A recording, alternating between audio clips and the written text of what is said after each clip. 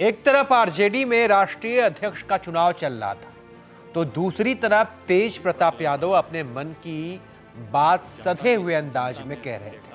लेकिन आज उनकी बात और अंदाज से कई सवालों के जवाब मिल गए। जैसे कि क्या तेज प्रताप यादव के साथ अन्याय हुआ? क्या तेज प्रताप यादव चुनाव लड़ेंगे? क्या तेज प्रताप यादव अपनी पार्टी बनाएंगे? तेज प्रताप यादव के साथ खेल किसने किया? उनकी वायरल तस्वीर और उनके कथित अनुष्का यादव के साथ रिश्ते का सच क्या है? मीडिया के साथ बातचीत में तेज प्रताप यादव ने यह कबूल किया कि उनके साथ अन्याय हुआ है, पार्टी और परिवार दोनों जगह से बाहर किया गया। ये बयान सुनो। जो भी प्रकलन रहा है, जनता ने देखा, जनता ही न्याय करेगा। और ज़्यादा जिसको हमसे खतरा है तो हमसे फरिया लेगा।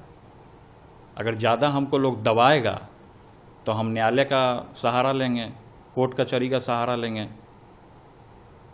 और ख़ासकर हम बिहार सरकार से ये भी हम मांग करते हैं कि हम अभी असुरक्षित महसूस कर रहे हैं, तो हम ये कहना चाहते हैं सरकार से भी कि मेरी सुरक्षा बढ़ाई जाए, क्योंकि हमारे दुश्मन पूरी तरीके से हर एक जगह लगे हुए हैं। आपको खतरा है? हमको खतरा है, हमको अपने जान के ऊपर खतरा है।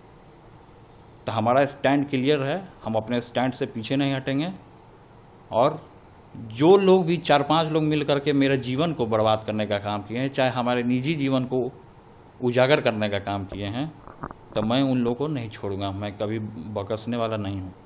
आपको अब तो पार्टी से भी निकाल दिया गया? हमको संगठन से, पार्टी से, घर परिवार से, हर एक तरीके से हमको बाहर बेदखल किया गया। लेकिन मैंने किसी भी लोगों को के लिए कभी भी गलत नहीं सोचा।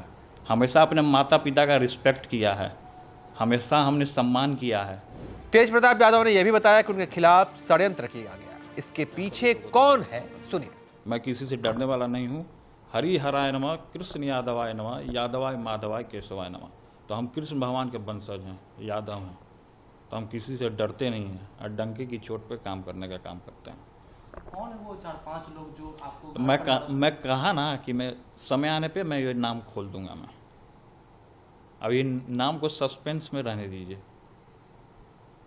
तो इसीलिए मैं आज चैनल के माध्यम से आपको ये और पूरी बिहार की जनता को मैं ये बताना चाहता हूँ कि मेरे साथ अन्याय हो रहा है।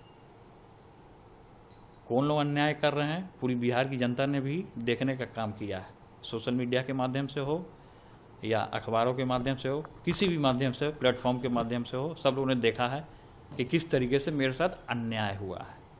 तो उस अन्याय जो हमारे साथ हुआ है, मैं दबने वाला नहीं हूँ। मैं खुल के चुनौती देने का काम करता हूँ। तेज प्रताप यादव ने भाई तेजस्वी यादव के उज्जवल भविष्य की कामना तो की है, लेकिन साथ में एक लेकिन शब्द भी जोड़ा। मतलब दिल में कहीं ना कहीं खलिश तो है। वहीं तेज प्रताप यादव ने साफ कहा है कि इस बार विधानसभा का चुनाव लड़ेंगे। उन्हें चुनाव लड़ने से कोई नहीं रोक सकता। हम भी पॉलिटिक्स में रहे, कई एक दिन तक मंत्री रहे हैं, अभी विधायक हैं वर्तमान में। तो सब लोग जाने, तो लाखों करोड़ों जनता जब चुनता है तो कुछ सोची समझ के ना चुनता होगा, या हमको चुना होगा तो कुछ सोच समझ के। हसनपुर का जनता, महान जनता, आदरणीय पूजनीय जनता चुना होगा, तो कुछ क्वालिटी या कुछ गुण देखा होगा तभी ना चुना होगा। ऐसे ही तो किसी को नहीं चुनता है। कोई भी 11 नथु गेरा आएगा, उसको हरा के भेज देगा। तो जो जनता का दर्द समझेगा, जो जनता के बीच में रहेगा, वही ना असली नेता, असली खलनायक या सब जाना जाएगा जनता का बीच में। क्यों नहीं लड़ेंगे? एकदम लड़ेंगे। कोई रोक लेगा क्या हमको? हम किसी के बात में आने वाले हैं? खुल करके चुनौती का सामना करेंगे हम। आज विकट परिस्थिति जो बना हुआ है, सिचुएशन जो बना हुआ है, इस सिचुएशन में कोई मेरा साथ देने वाला नहीं है। दुख के घड़ी में कोई साथ नहीं देता है। एक बार फिर से उन्होंने साफ करते हुए आगे कहा कि मेरी निजी जिंदगी में किसी को, मतलब किसी को भी दखल देने का कोई अधिकार नहीं है, और खुली चुनौती भी दे डाली।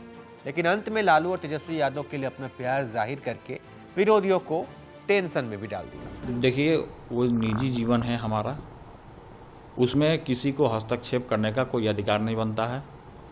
किसी को क्या तस्वीर है, नहीं है, किसी को भी हस्तक्षेप करने का अधिकार नहीं। जिसको ज़्यादा प्रॉब्लम है तो हमसे फरिया लेगा।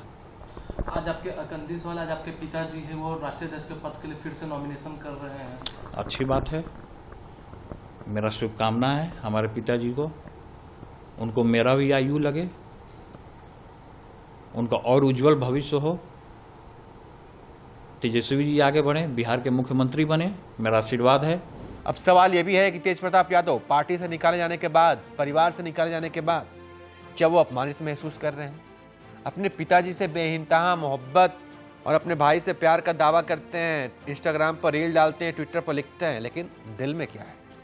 आज उनके बॉडी लैंग्वेज से एक बात तो समझ में आई कि वो भले ही कुछ भी लिखे या बोले, लेकिन पिता और भाई को लेकर मन में थोड़ी सी खटास तो है। ये वाला बयान सुनिए, उनका बॉडी लैंग्वेज पे गौर कीजिए, समझ जाएंगे आप।